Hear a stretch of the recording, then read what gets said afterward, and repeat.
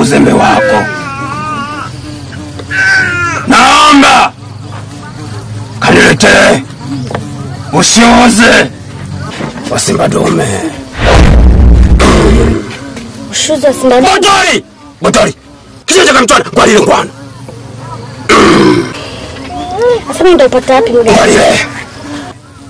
Kijana na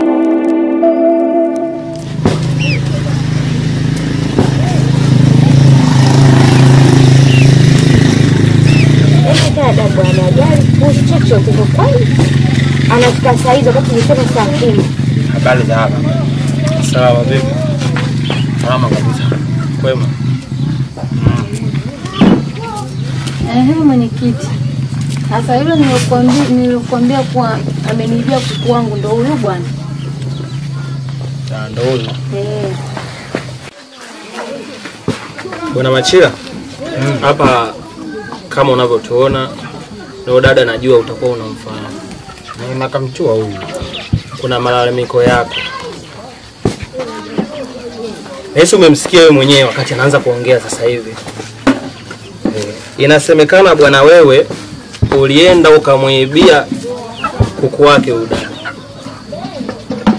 Kwa hiyo tunataka kujua ni kweli uliiba kuku au hujaiba? Hiyo mimi sijaiba kwa sababu mimi muda mwingi nachunga mang'ombe yangu. Ukaniona mimi nakafanana na kuiba mimi. Na mang'ombe mangapi nikamuibie mtu kuku? Kwani ng'ombe ni wa kwako? Hata kama mang'ombe sio wa kwangu. Kwani unafikiri mimi nashindwa kula pale mpaka nikamuibe kuku? Ni bora nikamuiba hata ndama moja kamuda nikapata mahela. Umeiba kwa sababu na uthibitisho. Ulipokuwa unauza uko umeonekana na wameonekana kuku wangu hao wawili.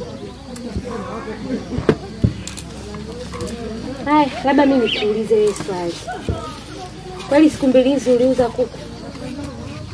Mimi ndio nikauza makuku lakini sio makuku ya uju, nikauza makuku yangu mwenyewe. Kwa hiyo ina maana kwamba huyu dada amekusingizia. Ndio, sababu mimi nikauza kuku wangu mwenyewe, akaniambia eti mimi nimemuibiaje yeye kuku. Kwa hiyo Machira, yani kwa maongezi hayo unamaanisha kwamba wewe haujaiba kuku kiukweli, si ndio hivyo?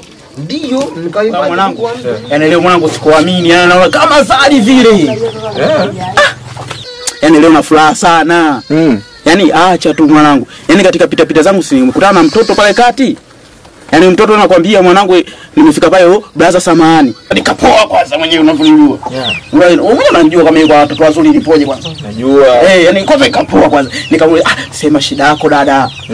Samahani ya nini mzee? Ananiambia yaani katika koti nimezunguka. Sehemu nayoenda mimi napajua. Ile cha kushangaza anajikuta kila kizunguka anatokea tena pale pale.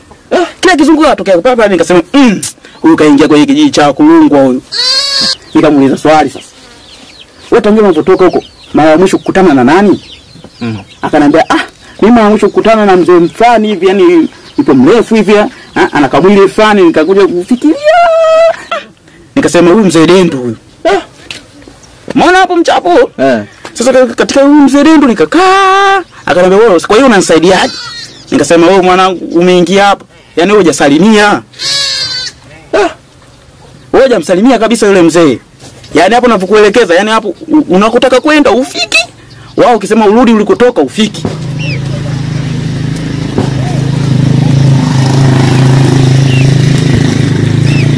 Dada bwana ajali chochote kwa kweli. Anafika saa hizo wakati nisema saa 10. Habari za hapa? Sawa vipi? Salama kabisa. Kwema. Mwenyekiti. Sasa hilo nilikwambia kwa amenibia kuku wangu ndio huyo bwana. Ndio huyo. Bwana Machira. Hapa kama unavyotuona ndio dada najua utakuwa unamfahamu. Na nakamchua huyu. Kuna malalamiko yako. Yesu umemsikia wewe mwenyewe wakati anaanza kuongea sasa hivi. Inasemekana bwana wewe ulienda ukamuibia kuku wake huyu dada. Kwa hiyo tunataka kujua ni kweli uliiba kuku au hujaiba? Hiyo mimi sijaiba. Akaniambia kaka mimi sijui sasa utanisaidiaje? Nikisema cha kukusaidia hapo twende kumwombe msamaha mzee. Umeona? Basi tukatoka wote hapa tukaongozana mwanangu. Mpaka kufika kwa mzee. Alipofika kwa mzee pale, si akamwomba msamaha. Basi alivyosamehewa tu yule mtoto basi katokea kunielewa kinyama mwanangu. Kweli? Nicha kumsaidia sasa ufikiri nimesema. Akaniambia, "Oh kaka, naomba namba zako za simu." Sasa wewe mwenyewe unajua mimi simu sina mwanangu, hata line sina, talamba za nida sina. Umeona bwana? Akasema simu una. Mjanja wote afa una hata simu. Dada. Sina simu dadangu. Yaani napenda sana kuwasiliana na wewe. Nielewe.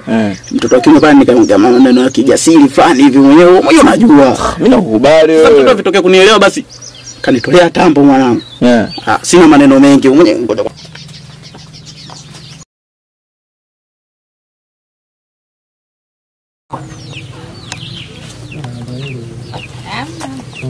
Yaani hapo amenipa tambo na laini pia.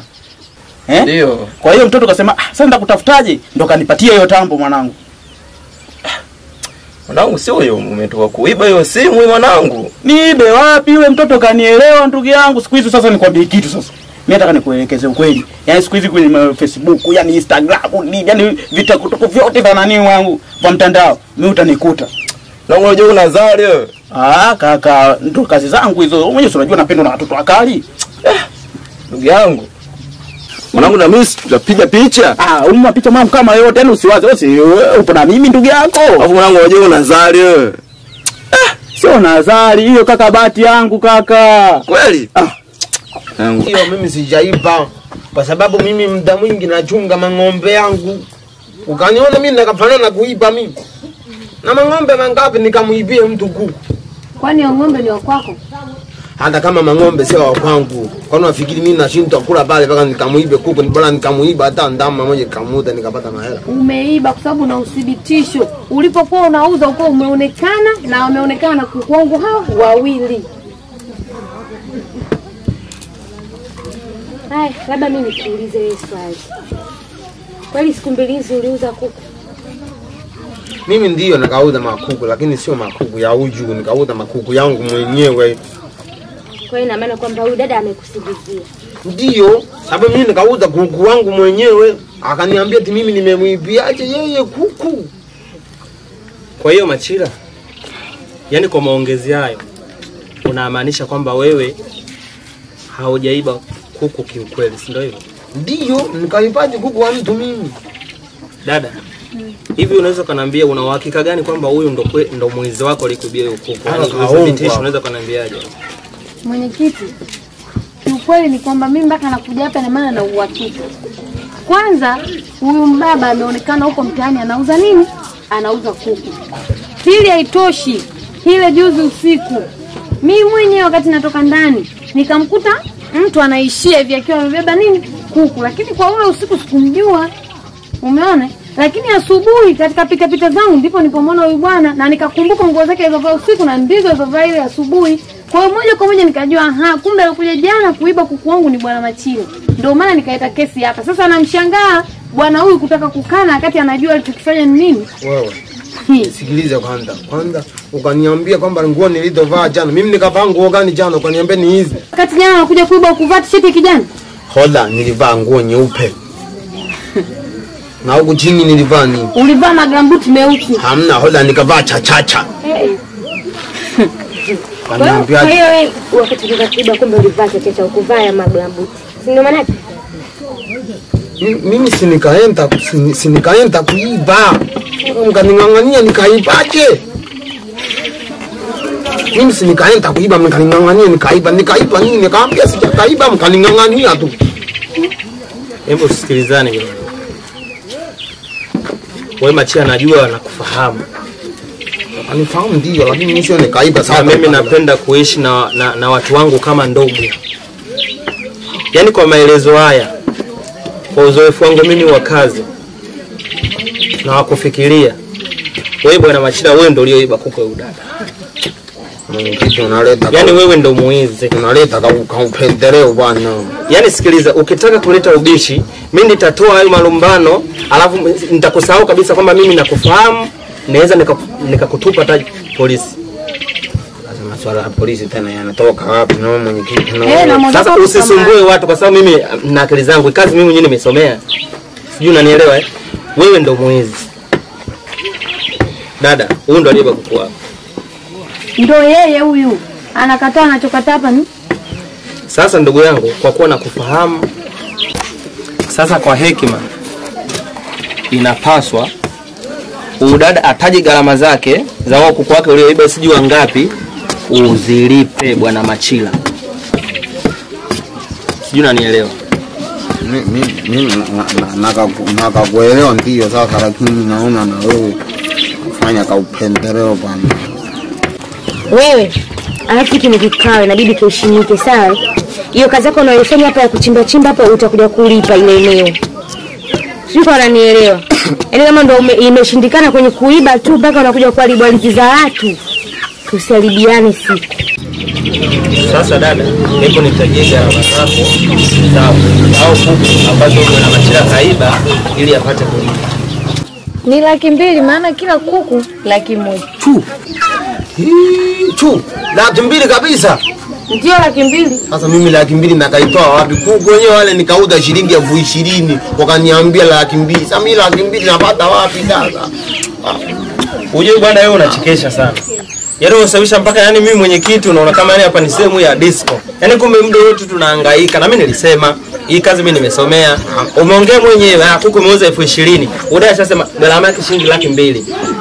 Hapa kama upo kwa mwenyekiti na sheria inavyoongea, gharama huyo dada utalipa kama alivyosema 200,000 yako ya upendeleo. Hapa wiki 2 tunatoa. Mwenyekiti samahani.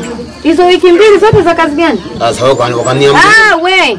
wakati unakuja nikapokea mshahara kwa bosi. Kwa heshima yangu wiki 2 hizo pesa ziwasili hapo, kama muongeza basi hata kwa wiki moja, mimi kwa wiki 3. Yaani nimekuheshimu tu hapa kwa mwenyekiti nakupa hizo wiki 2. Usiniambie tena habari ya kuongeza wiki moja. Wewe unajua gharama nilizotumia mimi kualisha wale kuku mpaka kufikia pale? Na wewe unataka kutajirika kwa hapo. Mimi naona kikao kimeisha na tumeelewa. Haya acha kwa